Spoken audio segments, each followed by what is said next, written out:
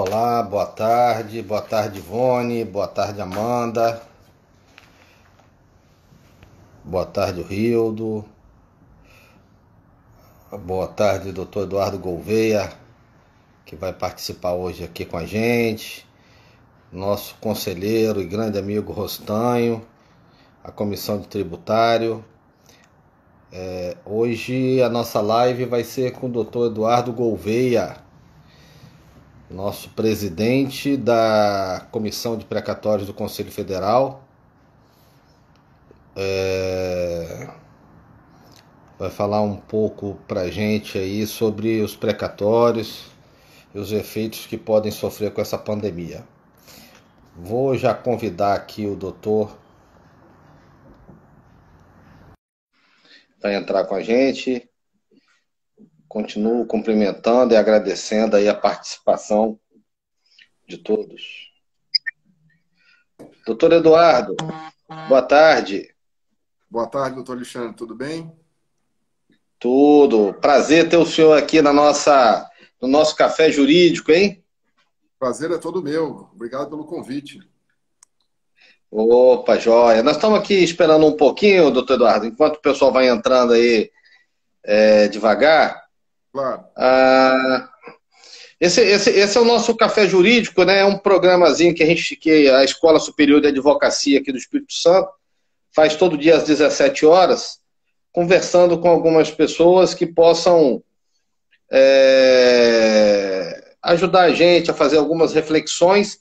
A ideia inicial era só nesse período de pandemia, mas pelo visto a gente deve prosseguir aí com o nosso programa assim que, se Deus quiser, esse período terminar, né? É verdade. São os bons legados do coronavírus, né? Se tem coisas ruins, vai deixar algumas coisas boas também. Não, se Deus quiser. Tem sempre algumas coisas. E o Rio está passando também um momento difícil, né, doutor Eduardo? Muito difícil, muito complicada a coisa por aqui.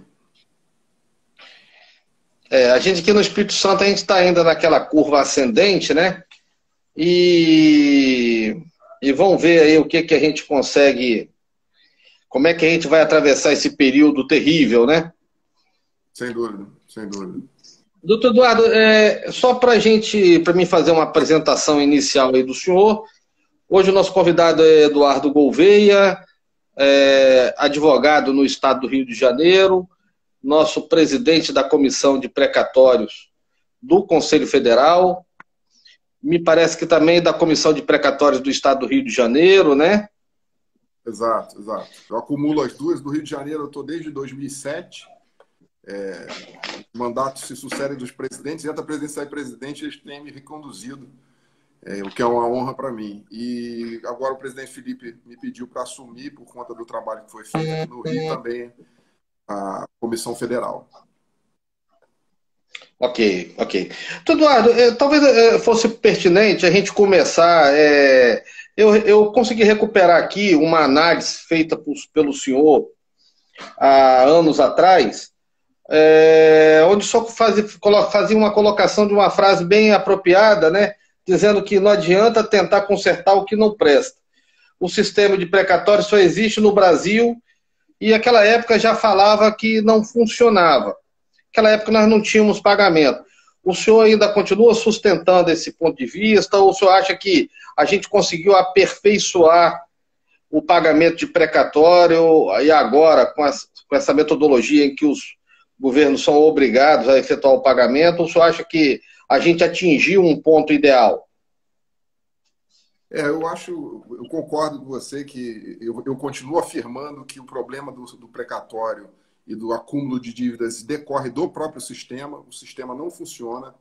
Ele acumula dívidas de um ano inteiro e permite ao ente público devedor pagar no último dia do ano, que é exatamente quando tem 13º, outras despesas extraordinárias que acabam dando a justificativa perfeita para não se pagar, né, e se acumular para o ano seguinte.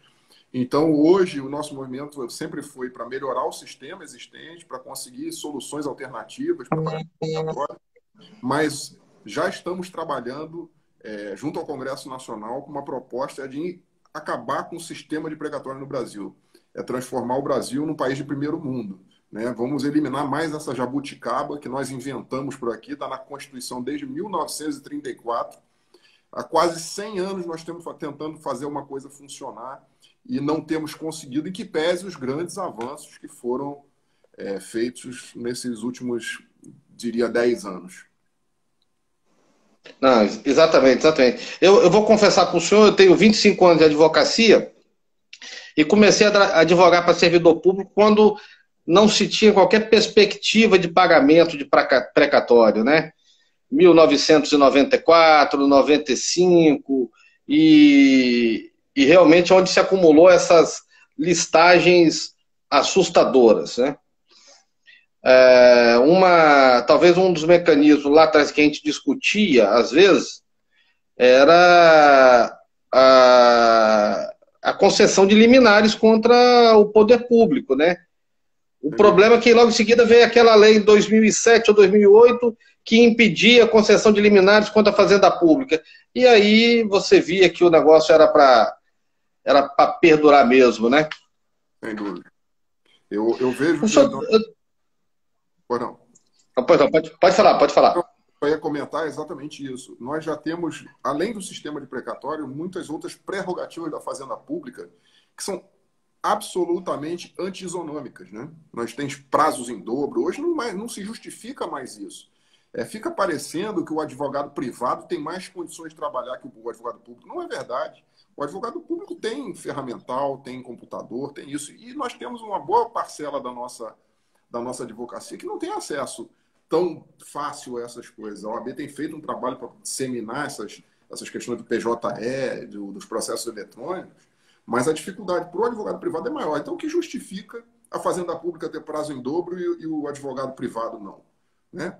Então, eu acho que são essas evoluções que a gente precisa também trabalhar, não só a questão de eliminar o sistema, mas eliminar esses privilégios também, né? Exato, exato. Doutor Eduardo, a gente viu que lá na Comissão Nacional de Precatórios, o senhor já tinha criado aí um plano de trabalho para acompanhamento da implementação da Resolução 303 do CNJ. Eu, mais à frente, vou fazer uma pergunta ao senhor, porque eu vi que já tramita no Senado um projeto de lei para suspender a Resolução 303. E aí eu queria que o senhor colocasse inicialmente como é que o senhor trabalhou como é que vocês estão trabalhando esse plano de trabalho e como é que na verdade, hoje, mais à frente a gente... A Resolução 303 foi um grande avanço que foi feito no ano passado, né?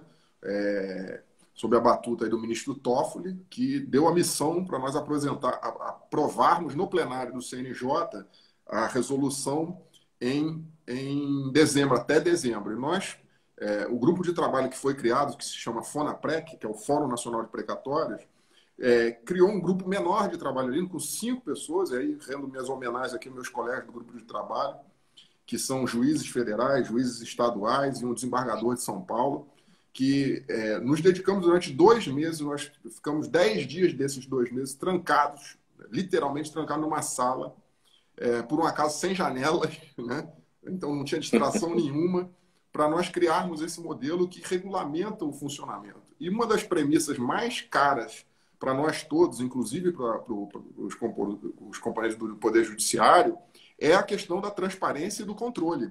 Porque não adianta nada ter uma regra boa se a gente não conseguir ter controle. Então, no início desse ano, eu tive uma reunião com o presidente Felipe Santa Cruz, do Conselho Federal, e ele me pediu para que nós conseguíssemos fazer chegar as soluções previstas e as regras previstas na Resolução 303 na ponta, em benefício da advocacia, não só da advocacia, mas do ente público devedor, dos próprios tribunais, porque a eficiência desse sistema é boa para todo mundo, não é boa só para o credor, né? Nem só para a advocacia.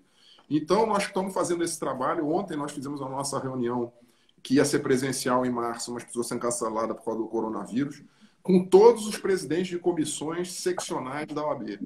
E nós estamos disponibilizando um checklist para controle e acompanhamento em todos os tribunais da implementação da Resolução 303. Com isso, nós temos certeza, né, isso foi uma conclusão que não foi só minha, foi do próprio FONAPREC e desse próprio grupo de trabalho, que nós fizemos várias reuniões, é que nós vamos conseguir resolver 95% dos passivos dos entes públicos até 2024.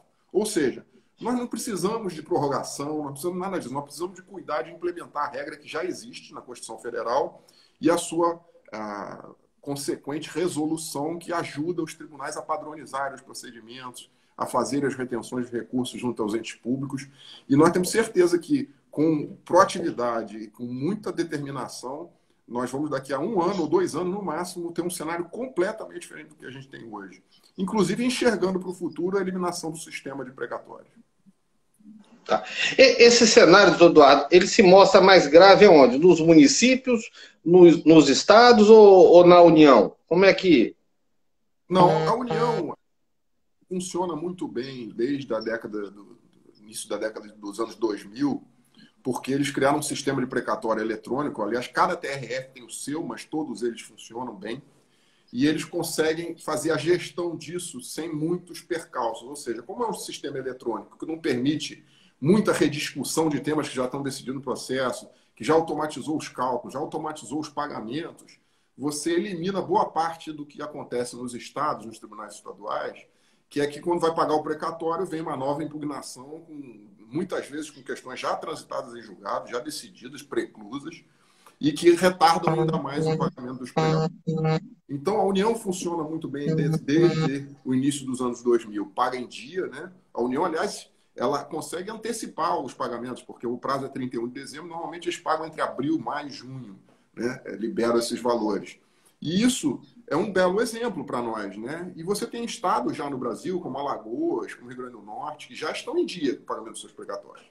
Você tem, no universo de 5 mil e poucos municípios no Brasil, apenas 1.000 e poucos com dívida de precatório. A grande maioria está no regime ordinário e paga seus precatórios em dia. Então, quando a gente olha, o que é pior, estado ou município, eu diria que tem alguns estados, eu tenho separado essa discussão pelo perfil, na verdade, do gestor do local, do prefeito ou do governador e de sua equipe. A gente tem um grupinho de prefeitos e governadores, que é a menor parte deles, isso eu não tenho a menor dúvida, que não está nem um pouco preocupado, não quer pagar, quer postergar, quer empurrar para o próximo prefeito, e não está nem um pouco preocupado se o município ou o estado dele vai ter problema fiscal lá na frente, se vai ter dinheiro para a saúde, para a educação. Esse gestor, nós não temos nem como fazer interlocução, porque não adianta. Tem um grupo maior no meio disso, que são os gestores que têm vontade de resolver, querem resolver, e eles não têm conhecimento suficiente para tratar do tema. Ou seja, falta entender como é que vai implementar a lei de compensação, como é que vai buscar o depósito judicial que está disponível pela Constituição e as soluções alternativas. E tem um terceiro grupo, que é o melhor de todos, que é com quem a gente tem feito interlocução muito, muito direta e objetiva, que é um grupo de gestores que já entendeu a oportunidade que é pagar precatório. Que pagar precatório é botar dinheiro na economia. E é um dinheiro que é devido e que, se acumular muitos recursos, vai acabar gerando um impacto muito relevante daqui a alguns anos, e alguns já têm esse impacto, já estão quase que inviabilizados, não conseguem dinheiro para investimento nenhum. E eles já entenderam isso. Então, nós, por exemplo, fizemos um convênio com a Frente Nacional de Prefeitos e fizemos uma cartilha, OAB, Frente Nacional de Prefeitos, para treinar, para ensinar o gestor público a resolver o problema dele de precatório. E aí eu digo sempre, os procuradores gerais dos municípios do estado são advogados. Procurem a nossa instituição, vamos conversar, vamos sentar juntos e vamos desenvolver um projeto de lei local. Nós já fizemos isso em vários estados e vários municípios com sucesso. Por que não pegar uma receita pronta e aplicar no seu município para resolver esse problema e aplicar no seu estado? Então, esse é o nosso objetivo hoje. É muito mais conciliador e de juntar as pessoas para resolver o problema do que, de fato, ir com uma faca no pescoço, ainda mais no tempo de coronavírus, para conseguir receitas que a gente sabe que hoje estão bastante exíguas, né? Sim, sim. Eu vou confessar para o senhor, eu já fui procurador-geral de 2 municípios aqui no Espírito Santo, e me assusta, porque me parece que todo município tem aquela pessoa que está ali para pensar uma forma de economia. E a primeira leitura que ele faz, não tem jeito, é arrumar um jeito de não pagar o precatório.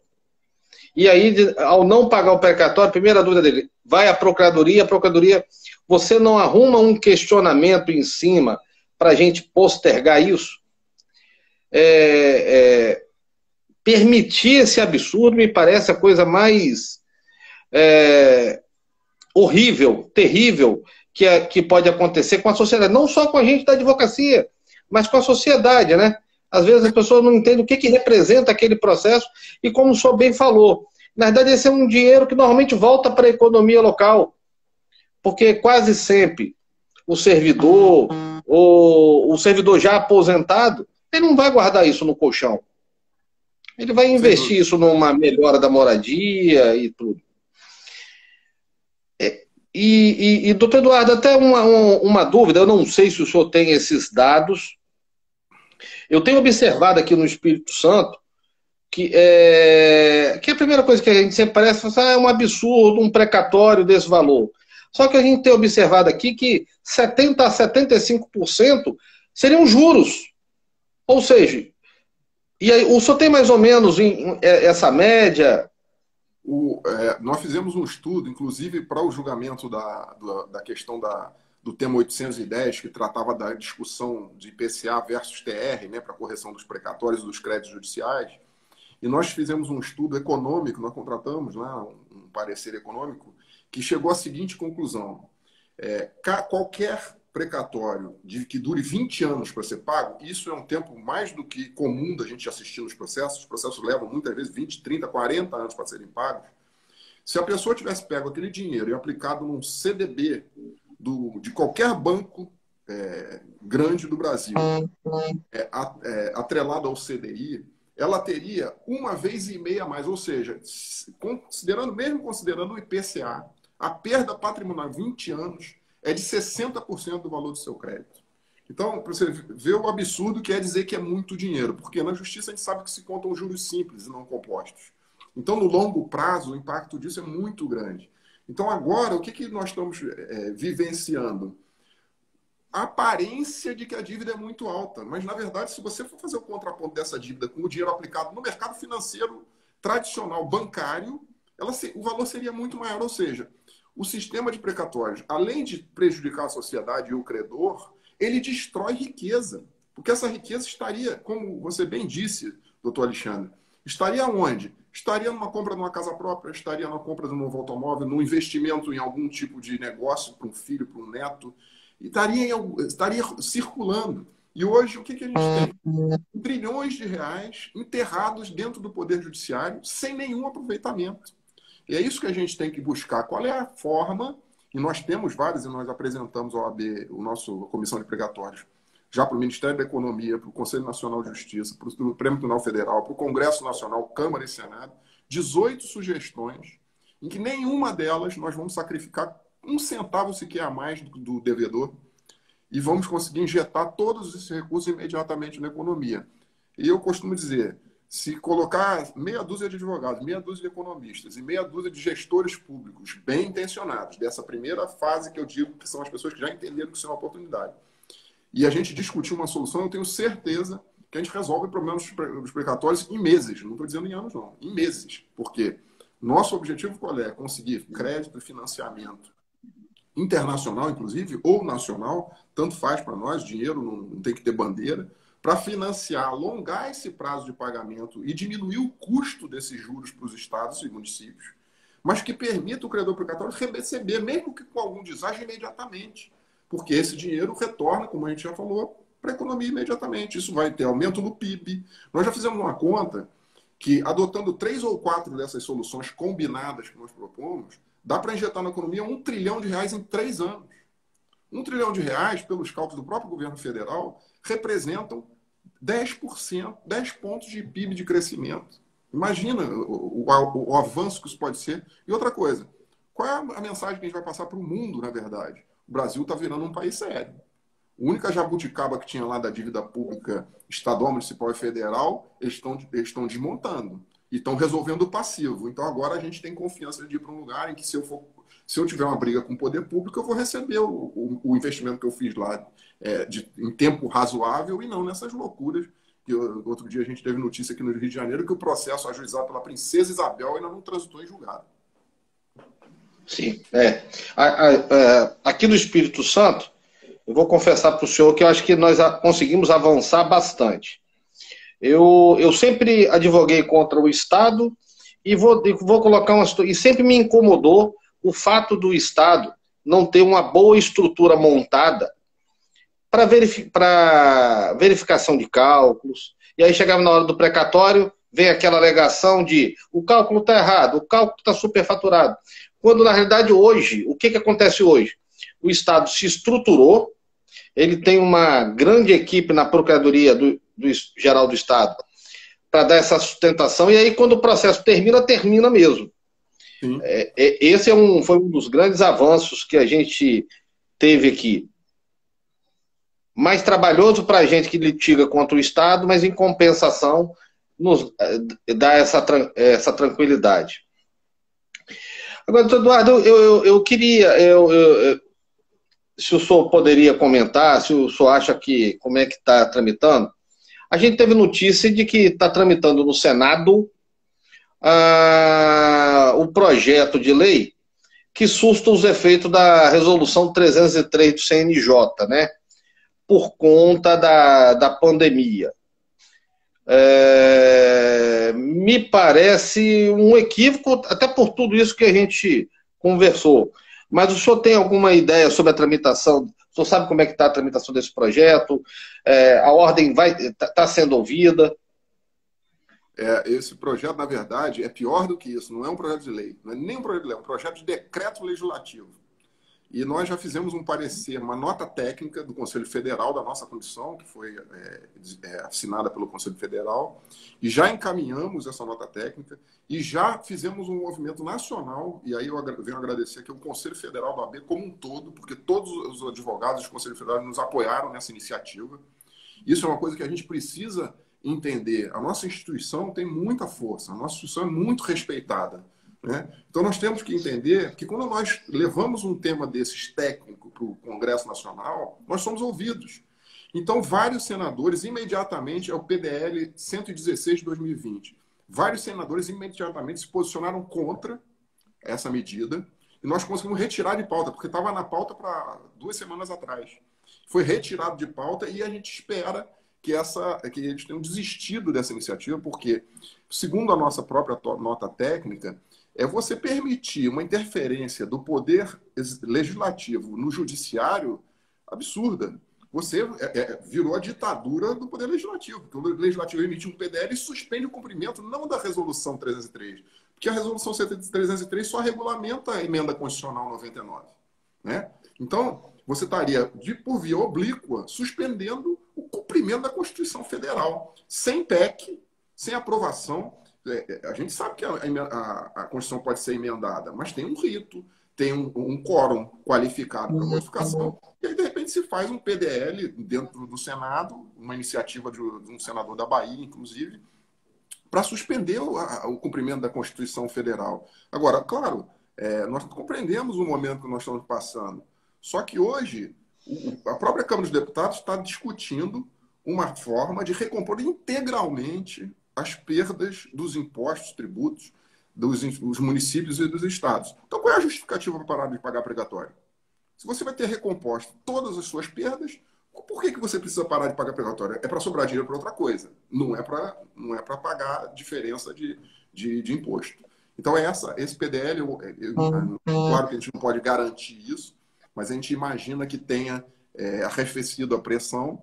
E nós temos conversado bastante com o presidente da CCJ, que é o deputado Francisquini, do Paraná, e ele está muito sensível. Ele fez uma live outro dia conosco também, pelo portal lá do Migalhas, e estamos tentando concentrar todas as iniciativas ali. Por quê? Porque ali o debate está sendo de todos os lados. O deputado está conversando com os prefeitos, com os governadores, com a OAB, com as instituições, com os credores, associações, servidores, sindicatos, está conversando com todo mundo. E dali que a gente pretende que saia essa solução que é muito melhor do que o de precatório, que é uma solução definitiva para o problema. Entendi.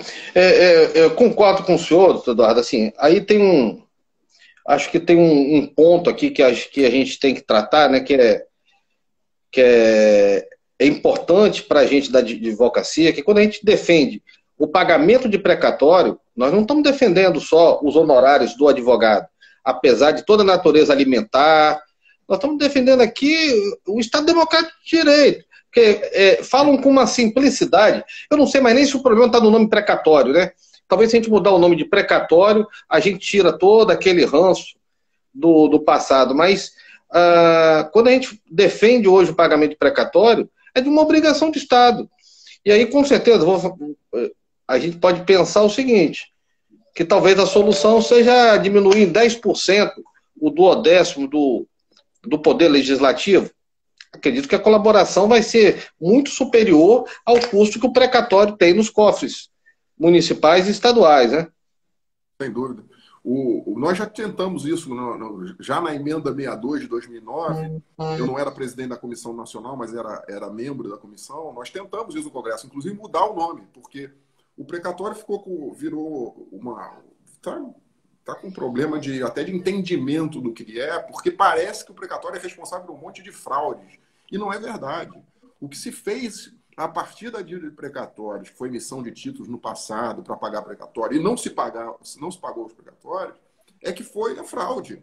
Então acabou que virou o escândalo dos precatórios. Mas o coitado do credor de precatório não tem nada com isso. Quem fez a fraude foi lá o prefeito e o governador na época, que emitiu o título para pagar essa dívida e não pagou, né? E aí virou o escândalo dos precatórios. Hoje, a gente tem convicção de que essa é a grande... A gente tem que desmistificar esse nome, né? A gente precisa criar uma outra solução. E até por isso a gente propõe essa questão. Muitos colegas nossos até perguntam, às vezes, assim, mas e se não tiver precatório, como é que a gente vai receber? Nós vamos copiar ou fazer uma legislação próxima dos países do primeiro mundo. Como é que funciona no primeiro mundo o pagamento de dívida judicial? Funciona assim? Vamos copiar. Vamos copiar alguma coisa que funcione e não ficar tentando, como você bem disse no início, né, que é uma fala que eu tenho há muitos anos, consertar alguma coisa que... Eu até uma vez eu escrevi um artigo, eu falei o seguinte, é a mesma coisa pegar um mimeógrafo para consertar em vez de comprar um scanner de última geração para fazer o trabalho. Não faz sentido, né? Nós já sabemos disso há muito tempo. Agora eu acho que estamos num momento em que todos os envolvidos, inclusive a maioria dos devedores, já entenderam isso, que nós precisamos dar um fim a essa história. Para você ter uma ideia, no ano passado, quando nós fizemos o julgamento do IPCA, nós conseguimos um parecer do ministro Maílson da Nóbrega, ex-ministro Maílson da Nóbrega, que ele afirmava que poderia ter um impacto muito relevante nas contas públicas federais se o Brasil chegasse à conclusão, na verdade, o Supremo Tribunal Federal, de que as correções do precatório tinham que ser pela TR. Por quê? Você ia tirar 30% de valor de todos os judiciários do Brasil. Ou seja, mais uma vez, uma ação totalmente sem sentido de destruir riqueza e não de resolver o problema do endividamento, né? Fica parecendo que é uma boa solução diminuir o tamanho do endividamento, mas não é. Isso é patrimônio das pessoas. Você destruir patrimônio das pessoas não faz nenhum sentido, porque, no final das contas, é isso que gera movimento na economia, gera a possibilidade de investimento, que são os 3 pilares que o governo fica trabalhando, né? Que é o investimento, é a poupança e, mais uma vez, o que as pessoas fazem com os recursos dela mesma, que é comprar ativos no mercado e fomentar construção civil, fomentar indústria de eletroeletrônicos e quantas outras. Né? Tá. Agora, Eduardo, a gente também teve ciência aqui que recentemente o Tribunal de Justiça de São Paulo autorizou a suspensão do pagamento de precatórios por 180 dias, né? Saiu lá uma decisão do desembargador Vanderlei Federighi, que ele suspendendo o pagamento de precatório por 180 dias.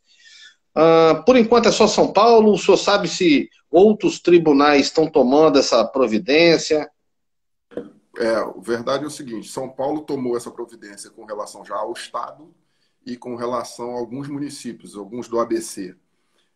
E o Rio de Janeiro tomou essa providência com relação ao município do Rio de Janeiro, que sequer está em regime especial. O município do Rio de Janeiro, que vinha desde a primeira gestão do prefeito César Maia, ou seja, isso já estamos falando de décadas, pagando em dia todos os seus precatórios, ou seja, vencia num ano, expedia num ano, pagava no outro, retrocedeu para um momento em que o prefeito atual não pagou dentro do prazo e passou para o ano seguinte. E agora ele suspendeu o pagamento desse ano, do ano passado, por mais 180 dias.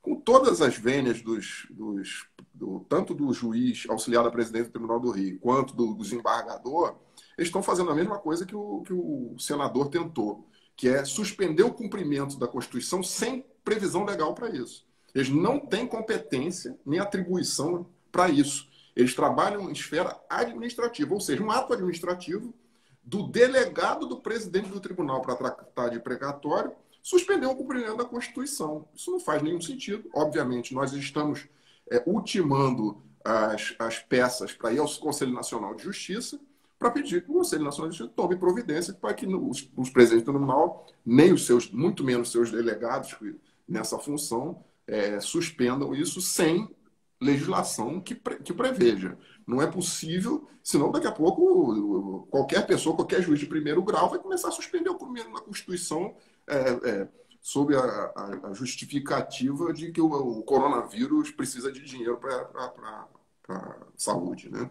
Então a gente já está acompanhando esse assunto, nós vamos fazer os pedidos de providência e esperamos que tenhamos sucesso em breve. Agora, aí, até aproveitando aqui, nós estamos aí com uma série de advogados assistindo a gente, para que a gente possa entender o funcionamento da Comissão Nacional, doutor Eduardo. Como é que funciona? O advogado, ele pode formular uma denúncia, pedir ajuda à Comissão Nacional, ou preferencialmente tem que ser via comissão do Estado dele, pedindo que isso chegue até a Comissão Nacional? Como é que funciona essa sistemática aí das comissões? O ideal, obviamente, é que isso venha pela comissão estadual e pelo conselho seccional. Mas se não há nenhum impedimento, e nós já temos alguns precedentes disso, em que nós tomamos providência diretamente da reclamação do advogado local. Claro que a gente sempre faz contato com a OAB local para informar o que aconteceu, inclusive para buscar adesão da OAB local para o tema. Mas muitas vezes o tema é um tema que aproveita a toda a advocacia e não só aquela situação particular daquele advogado. Então nós já tomamos a providência diretamente e a gente também faz um controle dos pedidos de providência das seccionais.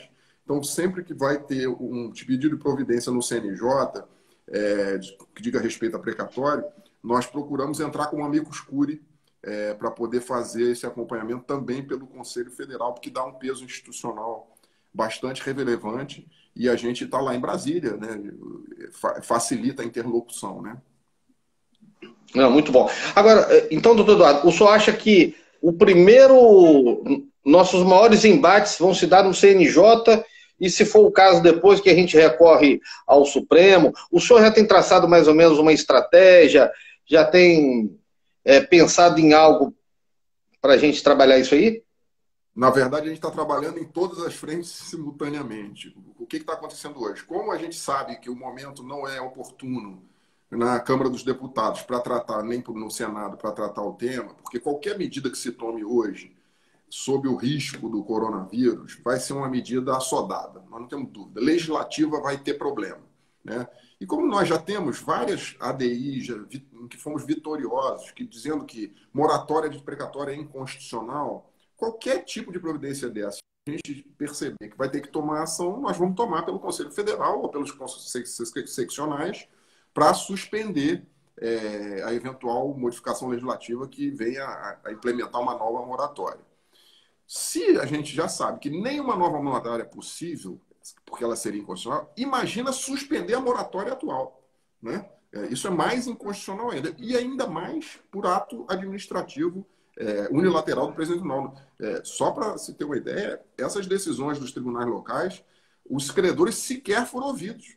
Só recebeu o requerimento e deferiu. Então não houve nem contraditório. Isso, data vênia, não é razoável, né? Então, na Câmara dos Deputados, a gente está fazendo um acompanhamento, tentando andar com as emendas constitucionais que são, de fato, para o longo prazo e não para o curto prazo.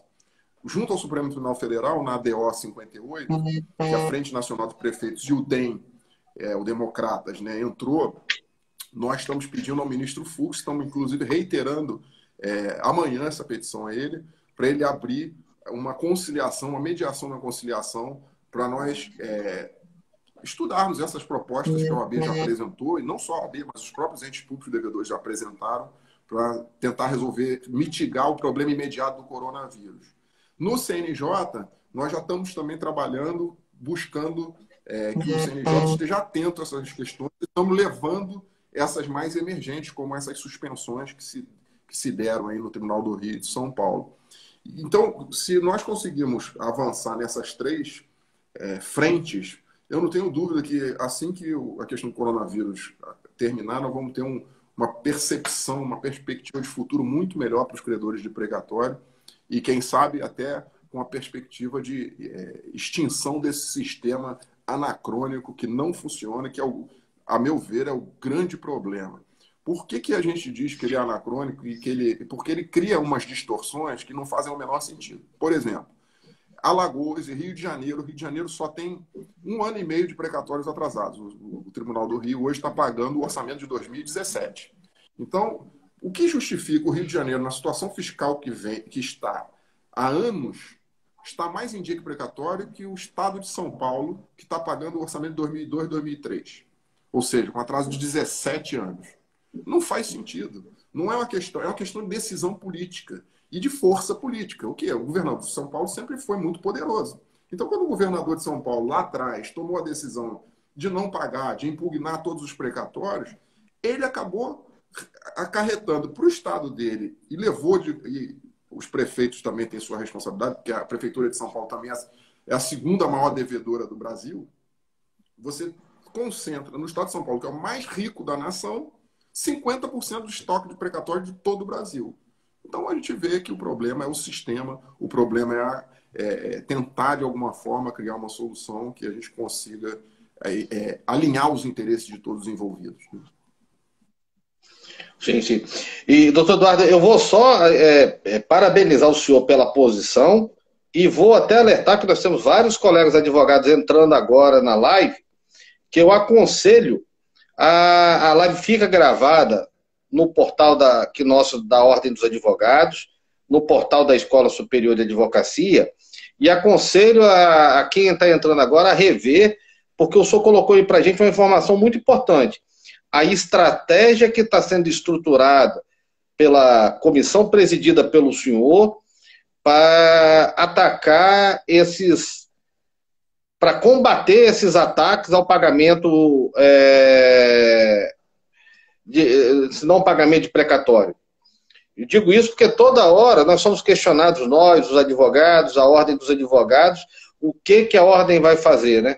A gente sabe que, de toda a importância da Ordem dos Advogados para a sociedade, e quero aqui de antemão parabenizar o senhor. E queria deixar uma fala aqui, até queria que o senhor comentasse, né? Essa semana, praticamente todas as nossas lives, a gente tem colocado de uma forma clara os problemas criados por essa pandemia. A gente vive um momento de exceção, mas a tônica de todas as lives é o seguinte, que nós vivemos um momento de exceção, mas não podemos viver uma jurisdição constitucional de exceção. E como o senhor bem colocou, tudo que resguarda a gente está exatamente na Constituição, né? Sem dúvida. Sem dúvida. Esse é o momento que a gente tem que ter muita tranquilidade e muito equilíbrio, né? Eu percebo que essa questão dos precatórios tem sido excluída, pelo menos, pelos líderes do Congresso Nacional, do debate agora, exatamente para você não causar uma ruptura nesse sistema, ainda pior, né, que passe uma mensagem muito mais equivocada para todos, não só para a sociedade, mas como, inclusive, para investidores estrangeiros, né? Então, isso é uma coisa que tem me dado tranquilidade. Eu não vi ainda os chefes do Legislativo, seja do Senado ou da Câmara, fazendo nenhum pronunciamento dizendo que tem que suspender precatório. A Secretaria do Tesouro Nacional, que foi instada a se pronunciar na ADO 58, sobre a linha de crédito que ela pode dar para ajudar a resolver o problema, também em nenhum momento disse que quer suspender pagamento de precatório, que essa seria a solução. Então você vê que os agentes públicos estão muito cientes. Por quê?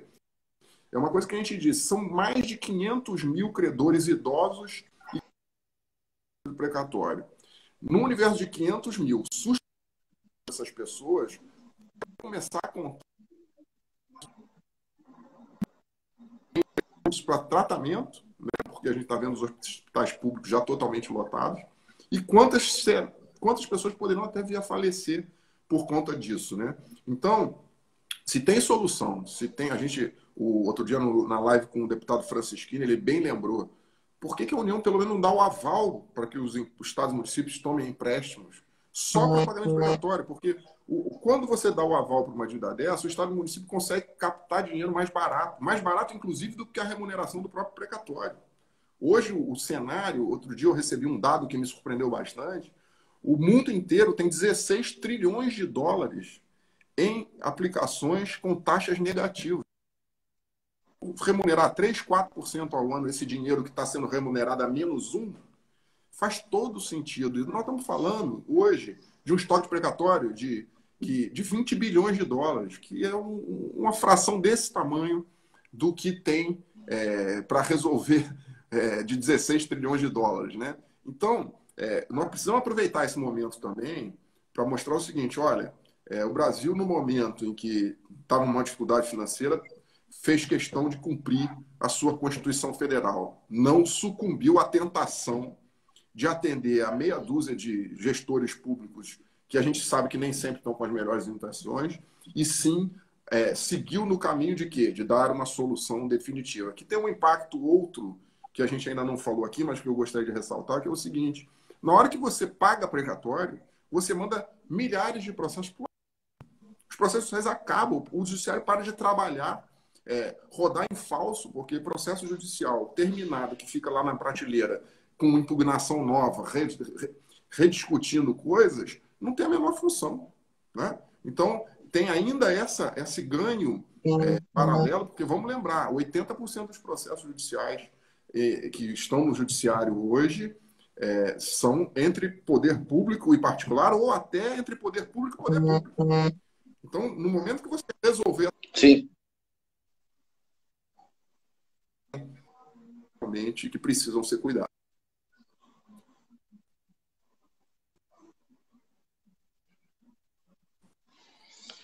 Eduardo, acho que congelou aqui a...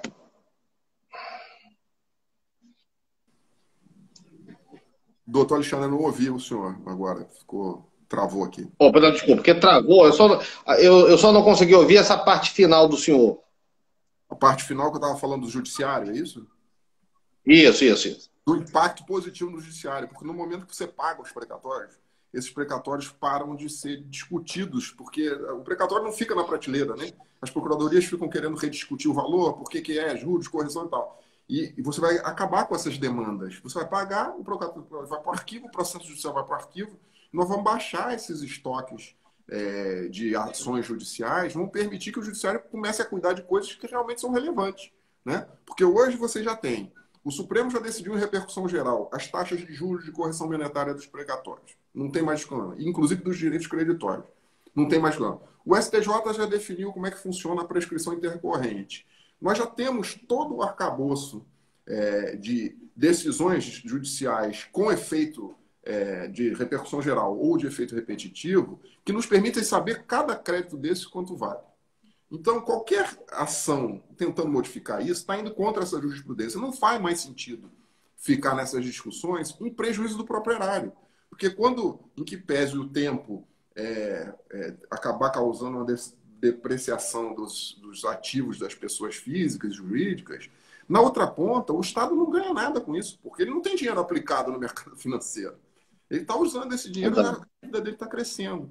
Então, a gente entende que é isso. No momento que todos os envolvidos tiverem essa percepção da oportunidade que é resolver o problema dos precatórios, nós vamos ter uma solução muito melhor do que a gente tem hoje.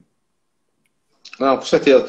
Eduardo, nós a conversa boa, a gente até extrapolou o nosso tempo regulamentar, mas assim, a conversa foi boa, foi fluindo, né? E queria agradecer muito mesmo ao senhor. Sabe, hoje foi uma daquelas lives pontuais, muito interessante para todos aqueles que têm o plano de precatório. Queria franquear a palavra aí para o senhor nessa reta final aí, para o senhor fazer uma consideração final e dizer que vou agradecer muito o nosso amigo em comum, o doutor Alemã, nosso conselheiro federal aqui pelo Espírito Santo, pela dica de estar contactando o senhor. Foi muito bom mesmo.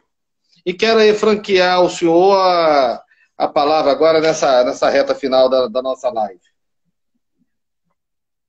Então, é importantíssimo fazer essa homenagem ao doutor Alemã, nosso conselheiro federal.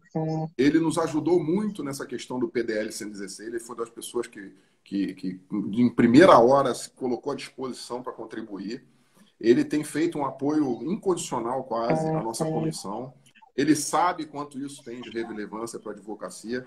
E o doutor Alemã conhece o tema como ninguém, né? Então nós temos que estar sempre aproveitando esses ganhos, né? O que a gente pode fazer? Virou aqui, né? Isso. Opa, voltou. Desculpa, eu tinha virado a câmera aqui sem querer. Então, mais uma vez, agradecer o convite, agradecer a aproximação que o doutor Alemã fez, colocar o Conselho Federal à disposição, ou diretamente, ou via as comissões. Eu gostaria de conclamar os advogados a participarem das suas comissões de precatório locais. Isso é muito importante. As pessoas não têm ideia da capacidade de transformação que a OAB tem. Só rapidamente, por exemplo, o Rio de Janeiro, depois que a gente começou a fazer esse trabalho de divulgação das soluções, compensação fiscal já foram 2 leis que foram feitas aqui, e os depósitos judiciais, em 2013, quitaram a fila de precatórios. Então, todas as iniciativas começadas na nossa comissão de precatórios. E essas iniciativas todas estão conosco. Nós temos, ontem mesmo coloquei no nosso grupo com os presidentes de comissão locais, as nossas leis, aliás, foi hoje, nós colocamos os modelos de legislação que nós adotamos aqui no Rio de Janeiro, para que todo mundo possa copiar. As boas práticas têm que ser copiadas, né? Então, agradecer esse espaço, porque é fundamental. O Espírito Santo é um bom exemplo de como um gestor público faz diferença. Hoje, o estoque precatório do Espírito Santo é muito menor do que no passado e tem uma gestão muito mais próxima do que é o ideal do que grandes estados do Brasil, como a gente já mencionou aqui. Então, muito obrigado e estou à disposição, se precisar fazer uma nova explicação. Quem quiser entrar direto em contato com a nossa Comissão Federal, nós temos lá o canal de e-mail aberto para todo mundo. E nós temos hoje um grupo de WhatsApp criado, que são as boas heranças do coronavírus, né? Criado com todos os presidentes de comissão locais. Qualquer demanda que chegar a eles, eles podem transmitir diretamente e imediatamente, sem nenhuma burocracia, para o Conselho Federal, que podem ficar tranquilos, vai atuar em todas as demandas legítimas, não só dos advogados, mas também da sociedade. Bacana. Doutor Eduardo, muito obrigado. E a gente aqui no Espírito Santo, eternamente grata a essa colaboração do senhor. Tá bom? Depois E a gente espera poder fazer um convite para o senhor comparecer aqui pessoalmente, comer uma muqueca com a gente e a gente marca uma palestra aqui na escola. Com o maior prazer. Muito obrigado. Um abraço, doutor Eduardo. Tudo de bom.